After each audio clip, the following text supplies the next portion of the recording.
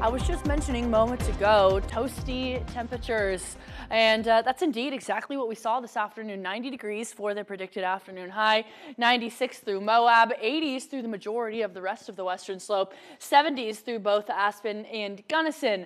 Now, that 90-degree afternoon high, of course, is sitting just a few degrees above those seasonal averages. We're usually just at 86 for these first couple days of September. We're going to continue to be just a few degrees above these normals as we continue to get throughout this week. That's the trend. That's what we've been looking forward to. Now, mind you, I will mention that our high end of things for tomorrow and for Friday have shifted just a little bit, and we'll be sitting a lot closer to those seasonal averages than what we were originally predicting. But the weekend still continuing to stay on that warmer side of things at 90, 91 degrees. We'll notice tomorrow is continuing to again stay in at least those upper 80s, 92 through Moab, 81 through Montrose. We're seeing 80s and 70s in the high country because we are tracking in this high pressure. Now, along the west coast and the Pacific Northwest, we're seeing these reds and these purples, these pinks on our map, which means some record temperatures could actually happen just right in that Pacific Northwest area. But the rest of the west coast is looking at temperatures that could be upwards of 20 degrees above those averages. Here, not so much, maybe just pushing to be 3 to 5 degrees above those averages for some of our forecast regions.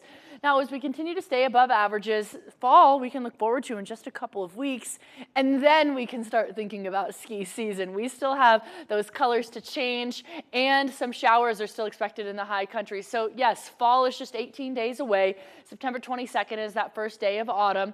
Now, in terms of those high country showers, we'll notice that yes, we saw some this afternoon, just a little bit, some scattered showers. As we look into tomorrow afternoon, we're actually going to see some more severe weather towards the Alamosa region. And as we look into those later afternoon hours, maybe a little bit of a storm through Aspen, and then the rest of that is actually shifting towards southern Colorado and causing that to disperse by the time we wrap up Thursday and get into Friday.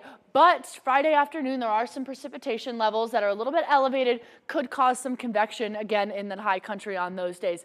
But hey, besides all of the chances for showers, we're still in a drought statewide, some areas a little bit more than others, and our precipitation levels are actually above average for us here in the Grand Valley. Front Range, northern Colorado, even stretching towards Sterling, Colorado, a little bit more elevated, more so in these yellows and in these reds is where we're actually shy of what we're typically used to this time of year for the past 30 days. Now, currently temperatures are a little bit on that toastier side of things for the entire western slope, a little bit cooler in the high country, but we're seeing those beautiful skies outside on America's Mattress Live Tower Cam. We're going to continue to see fairly clear skies. Today is going to be the cloudiest of these upcoming days as we see those partly cloudy skies outside right now. Sunny skies are ahead through the weekend, starting the early work week, and of course Montrose is right behind in terms of temperatures, kind of low to mid 80s with some pretty pleasant and steady evening lows.